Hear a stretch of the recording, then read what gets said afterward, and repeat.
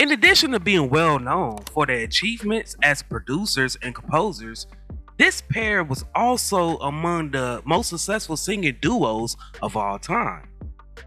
During a brief time together, they created a number of songs that are considered classics. The centerpiece of today's video is all about Rene and Angela. Now without further ado, let's cue that intro.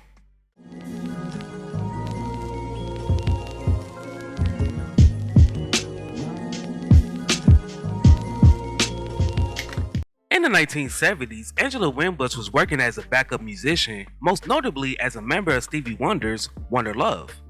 It was at this time when she met Rene Moore, a singer and composer who was also a church organist. The two started composing songs together quickly, and they rose to prominence as an A-list songwriting duo. They produced catchy, lyrically intriguing songs like the amazing Tavares single, Love Uprising.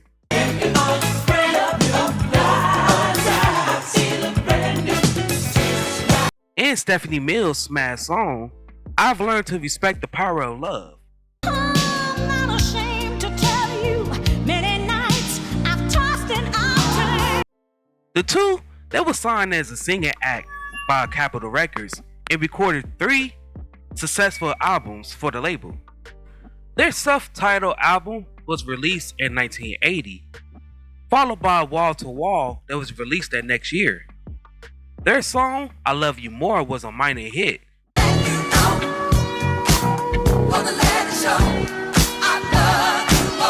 But in 1983, they gained more traction with their album Rise that featured the amazing ballad My First Love. When you were mine.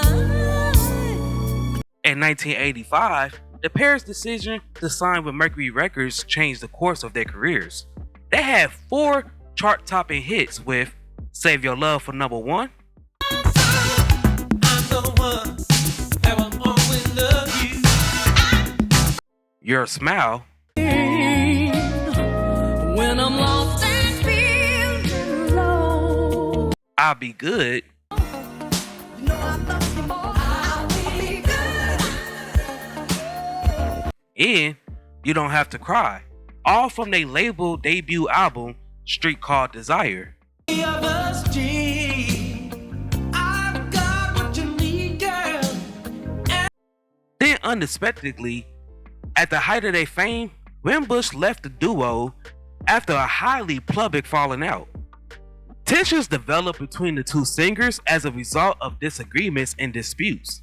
According to Moore, Winbush lended her songwriting and production skills to other musicians, most notably the Isley Brothers, with whom she co-wrote and produced their 1987 album Smooth Sailing, was the root of their conflict.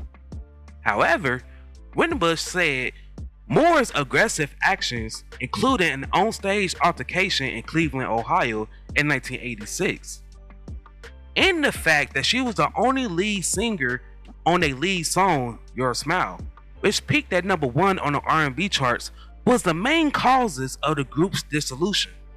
Winbush spoke about the dissolution of their partnership. It was a shame to break up just when you finally got hot. Polygram didn't want us to break up, but there was no choice. I couldn't work with him anymore. Now this wasn't just no ordinary breakup. The two, they couldn't even talk to each other face to face, as the next 7 years they had to communicate through lawyers.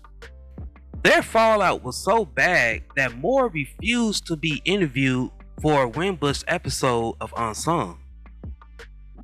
Only 20% of you guys are being notified every time I upload. So, to change that, I would ask if you could please turn the notification bell off and turn it back on.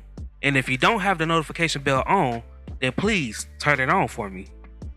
Winbush and Moore, they both had great solo careers as producers, composers, and performers. Moore founded the Multimedia Communications, which ran radio stations from 2008 to 2012, and also contributed his songwriting and production skills to Michael Jackson's 1991 Dangerous album and his 1995 History or His Story album. Wimbush started to compose and produce the Isley Brothers around this time, and she and Ron Isley eventually became husband and wife. Additionally, she continued her solo career exactly where her duet career left off at. Her songs, Angel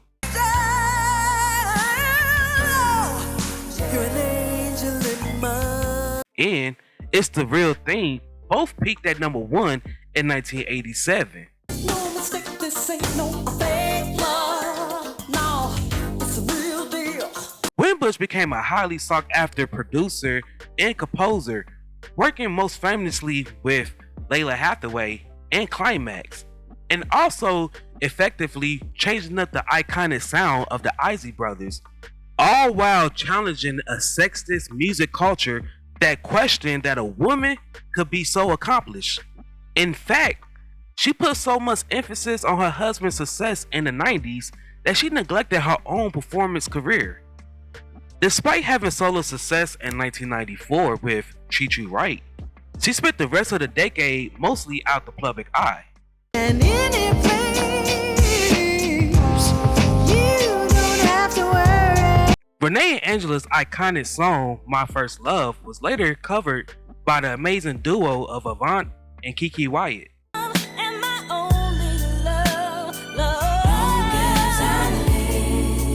Wimbush attempted to revive her career after her marriage with Ron Isley ended. Although cancer delayed her return, she eventually overcame the overwhelming odds and completed remission. She now frequently travels, entertaining admirers all around the world while promoting awareness of cancer. She's an inspiration to new generations of female producers and artists, and she's still physically stunning and a great performer far into her 70s. Now, before we go, I have a few questions for you all. What is your favorite song for Rene and Angela? Also, what is your favorite song for Angela Wimbush? And also, what is your favorite song that Rene Moore worked on?